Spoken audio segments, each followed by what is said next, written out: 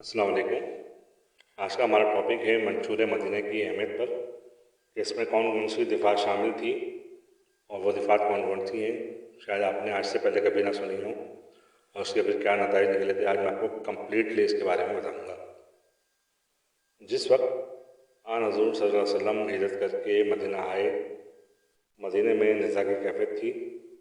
हर कबीला खुद मुख्तार था, कोई सियासी कानून ज़ाब्ता ना था। अरब और खज़रज 12 कबाइल में बने हुए थे और यहूद बनु नफ़ीर, बनु नज़ीर और बनु कनिका वगैरह के 10 कबाइल थे। तरबियत याफ्ता मुबलिगों की कोशिशों से 3 साल के अंदर शहर में मुतअद्दिद लोग मुसलमान हो चुके थे, मगर सियासी हैसियत वहाँ कुछ और थी। इस हालत में आन हज़रत सल्लल्लाहु अलैहि वसल्लम मदीना आए, जहाँ इनके सामने कई मसाइल थे। अपने और मुकामी बाशिंदों के हकूक़ व फ़राइज़ का तयन करना था, शहर के गैर मुल्कों की रिहाइश का इंतज़ाम करना था, शहर के गैर मुस्लिमों से समझौता था, शहर की सियासी तंजीम और फ़ौजी मदाफ़त का इंतज़ाम था, कुरैश मक्का के मज़ालिम से पहुँचने वाले जानी और माली नुक़सान का अज़ाला करना था। आप सल्लल्लाहु अलैहि वसल्लम ने नहायत खूबी से इन तमाम मसाइल को हल किया और आपने एक मंशूर मुरतब किया। इस दस्तावेज़ी दस्तूर के ज़रिए पहली मरतबा मदीने को एक शहरी मुमलिकत करार दिया गया और इसके इंतज़ाम के लिए वाज़ेह अहकाम और कवानीन के ज़रिए मुख्तलिफ़ तबक़ों के हकूक़ व फ़राइज़ का तयन कर दिया गया। ये दस्तावेज़ नवीसी का एक अनमोल नमूना है। इस दस्तूर के ज़रिए हुज़ूर सल्लल्लाहु अलैहि वसल्लम ने तमाम मुंतशिर व मुतफ़र्रिक़ अरबों के दरमियान बेलमों और मदीने वालों के बिलखसूस इत्तेहाद की बेपनाह कोशिशें की और ऐसे लोगों को जो ना कभी क़ुव्वत काहिरा के सामने झुके थे, एक कानून, एक खुदा और एक ही कबीले पर मुत्तफ़िक़ व मुत्तहिद कर दिया। जहाँ तक शख्सी हकूक़ का ताल्लुक़ है, उस सिलसिले में मंशूर मदीना एक इनकलाबी इक़दाम की हैसियत रखता है, क्योंकि पहले जो हकूक़ किसी फ़र्द या इसके ख़ानदान को हासिल थे, वो अब एक अवामी मामला बन गया और सही मायनों में एक इस्लामी रियासत की दाग बेल पड़ गई। नेज़ तमाम इंतज़ामी कानून और फ़ौजदारी इख्तियारात हुज़ूर सल्लल्लाहु अलैहि वसल्लम को हासिल हो गए। हुज़ूर सल्लल्लाहु अलैहि वसल्लम ने मदीना पहुँचकर जो मुआहदा बैनुल-अक़वामी असर पर किया, जो मिसाक़ मदीना कहलाता है, उसकी ख़ास दिफ़ात मैं आपको बता देता हूँ। उसमें पहली दिफ़ात ये थी कि सब लोग एक ही कौम को समझे जाएंगे। जंग के दिनों में यहूदी मुसलमानों के साथ मसाले में शामिल रहेंगे। यहूदियों के दो सत्तादार कौमों के हकूक़ यहूदियों के बराबर समझे जाएंगे। कोई शख्स अपने मुआहदे के ख़िलाफ़ कार्रवाई न करेगा। मदीने के अंदर कश्तो खून करना इस मुआहदा करने वाले सब कौमों पर हराम होगा। ये सियासी वहदत उम्मत वाहिदा समझी जाएगी, तमाम दुनिया के मुकाबले में एक मुख्तार हैसियत की हामिल होगी और जुमला मुस्लिम तबक़ात को यकसां हकूक़ हासिल होंगे। कत्ल की सज़ा क़सास मुकर्रर की गई, अलबत्ता मनक़ूल के दिली को इख्तियार होगा कि खून बहा लेकर क़सास से दरगुज़र करे। इस मामले की कौमों के अंदर अगर कोई नई बात या झगड़ा पैदा हो जाए जिसमें फ़साद का खौफ हो, उसका फ़ैसला खुदा और उसके रसूल सल्लल्लाहु अलैहि वसल्लम के मुताबिक समझा जाएगा। यहूदियों के दो बड़े ग्रुप आपस में हरीफ और रकीब थे। इनका मिलकर रहना और अलग मुस्तकिल रहकर महफूज रहना मुमकिन न था। वो हर तरफ से बिछड़ कर बेयारो मददगार और क़ुव्वत का शिकार बने हुए थे।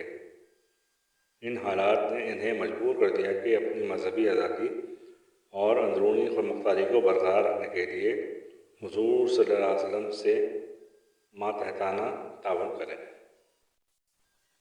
मिसाक़ मदीना की सबसे अहम ख़ुसूसियत यह है कि हुज़ूर सल्लल्लाहु अलैहि वसल्लम ने यहूद से अपनी सियादत तस्लीम कराई, जो सदियों से मदीने के सियादत کرتے چلے آ رہے تھے۔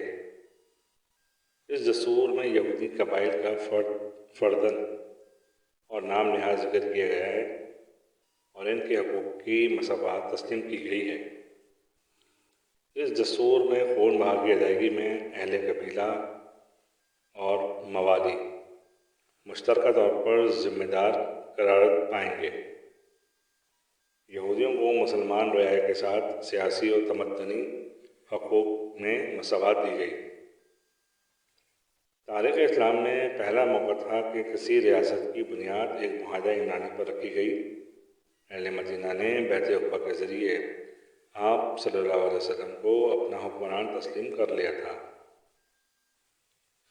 ایمان و عمال کے سلسلے میں ایک ہی خدا کو ماننے، ایک ہی کی اطاعت کرنے اور مل کر ایک ہی سمت نماز پڑھنے کے ادارے وجود میں آ چکے تھے۔ اب اس دستور نے اس میں ایک نہایت اہم اور عرب کے لیے انقلابی اصلاحی ترقی یہ دی کہ لوگ اپنے حقوق، اپنے خاندان کے حقوق کو انصاف حاصل کرنے کے لیے ایک مرکز کی جانب سے رجوع کرنے لگے۔ قبائل کی افراتفری ختم ہو گئی۔ اس دستاویز میں حضور صلی اللہ علیہ وسلم نے عدالتی، شرعی، فوجی اور تنقیدی اعلیٰ ترین اختیارات اپنے لیے محفوظ فرمائے، مگر ایک نہایت اہم اور قابل ذکر فرق اس اقدار اور دیگر ممالک کے شاہی اقدار میں یہ تھا کہ یہاں مادیت کو دخل نہ تھا۔ حضور صلی اللہ علیہ وسلم نے سیاست میں اخلاقی عناصر داخل کیے اور اصل سرچشمہ اقتدار خدا کو قرار دیا اور اپنے کو اس کا رسول یا نائب۔ اس منشور میں یہ واضح کر دیا تھا کہ یہود اور انصار و مہاجرین کے تمام تنازعات کا فیصلہ حضور صلی اللہ علیہ وسلم کریں گے۔ مسلمان تو خیر آپ صلی اللہ علیہ وسلم کو دل و جان سے چاہتے تھے، لیکن یہودیوں سے یہ وعدہ منظور کرنا قابل تحسین اور سیاست نبوی کا ایک اعزاز ہے۔ میثاق مدینہ کی خاص بات یہ تھی کہ انصار و مہاجرین مل کر دشمن و دین کا مقابلہ کریں گے۔ اس طرح ان کو فوج کی قیادت حاصل ہوگی اور فوج کی قیادت قبائلی سرداروں کے بجائے حضور اکرم صلی اللہ علیہ وسلم کریں گے۔ میثاق مدینہ کی رو سے مذہبی حالات میں یہودیوں کو آزادی حاصل ہو گئی تھی، لیکن عدل و انصاف کی وجہ سے یہودی مسائل کا فیصلہ حضور صلی اللہ علیہ وسلم ہی کرواتے تھے۔ تمام معاملات عوام کی مرضی سے طے کیے جاتے۔ اہم معاملات پر اہل رائے لوگوں کے مشورے لیتے تھے۔ عدل میں رسول صلی اللہ علیہ وسلم اس حد تک غیر جانبدار تھے کہ فرمایا اگر فاطمہ بنت محمد بھی چوری کرتی تو میں ان کے بھی ہاتھ کاٹ دیتا۔ نظام عدالت اب شخص یا اس کے قبیلے کا معاملہ نہ رہا بلکہ ایک اجتماعی اور معاشرتی معاملہ بن گیا۔ عدالتی اختیارات کو مرکزیت دے دی گئی۔ یہ ایک انقلابی قدم تھا اور تمام مسلمان بحیثیت مجموعی اس عمل کے ذمہ دار تھے کہ نہ کوئی شخص کسی پر دست درازی کرے اور نہ کسی کی حلف تلفی ہو۔ منشور مدینہ کے دو حصوں کی اجازت ہیں۔ پہلے حصے کا تعلق انصار و مہاجرین سے تھا اور دوسرا یہود مدینہ کے حقوق و فرائض سے بحث کرتا ہے۔ میثاق مدینہ پہلا تحریری بین الاقوامی معاہدہ ہے۔ باس مورک میگنا کارٹا کو پہلا بین الاقوامی تحریری معاہدہ قرار دیتے تھے، حالانکہ منشور مدینہ 622 میں ہوا اور میگنا کارٹا